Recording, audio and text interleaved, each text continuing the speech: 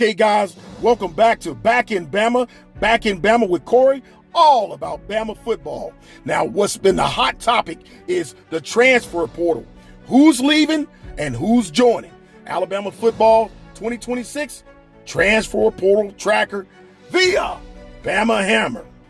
Now, following a blowout loss to Indiana in the Rose Bowl, Alabama's full attention has now shifted to the transfer portal, which opened on Friday and runs through January 16th.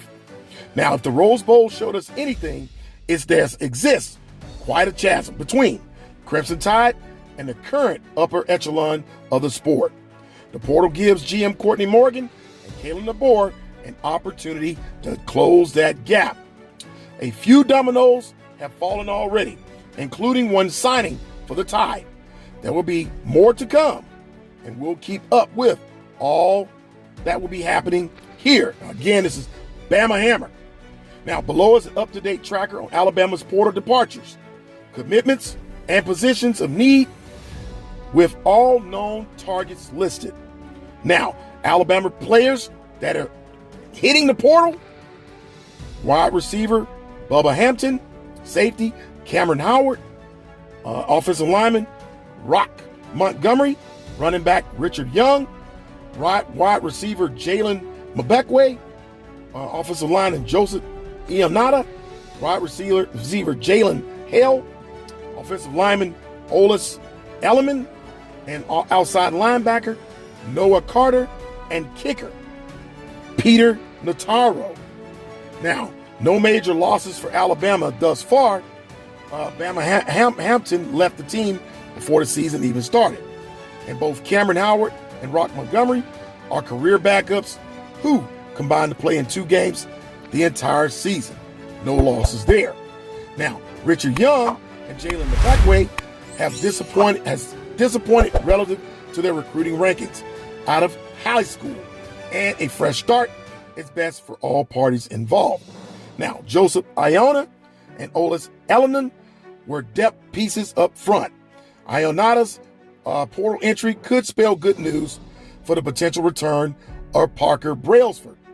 Carter is the first one that stings a bit, but Alabama's pretty deep at the Wolf linebacker position, particularly if both Yayanze Pierre and Qua Russell return, along with impressive freshman Justin Hill.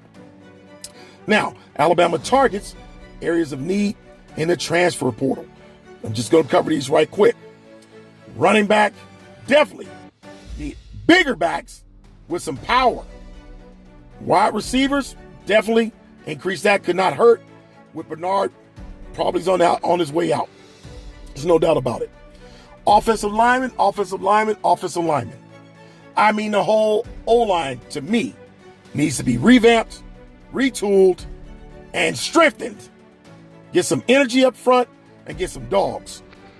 Now, linebackers, not bad, but potentially couldn't hurt. Kicker and punter, definitely need a kicker. Now, these are the targets. Running back Hollywood Smothers, North Carolina State. Linebacker Caleb Woodson, Virginia Tech. And D lineman Devon Tompkins out of USC. Now, there's the commitment tight end Josh Ford out of Oklahoma State.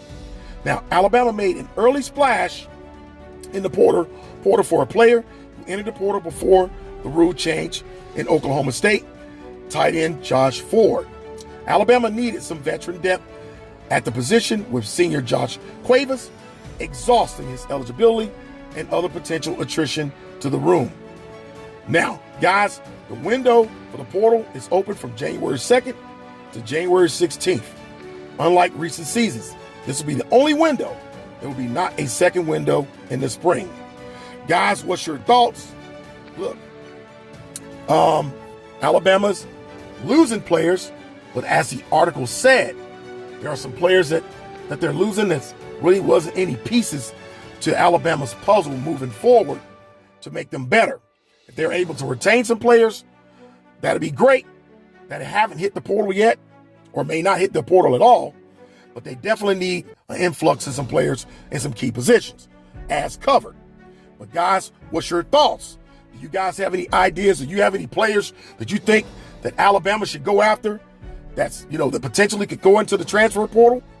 Or do you think that Alabama will be okay with whatever comes out of the portal? But we're only talking about players that's going to be worth the Alabama's time and effort.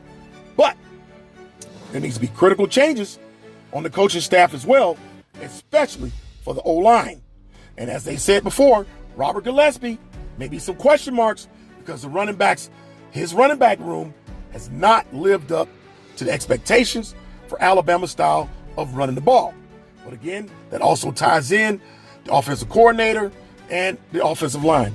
So you can't do any more than what you can do if you don't have power backs behind a powerful offensive line. Guys, as always, appreciate the pull-up. Back in Bama. Back in Bama with Corey. All about Bama football. Hit that subscribe button, turn on all notifications, and hit that like button. Until the next time, Back in Bama, roll tide. Subscribe to Back in Bama with Corey. All about Bama football. Turn on all notifications and hit that like button.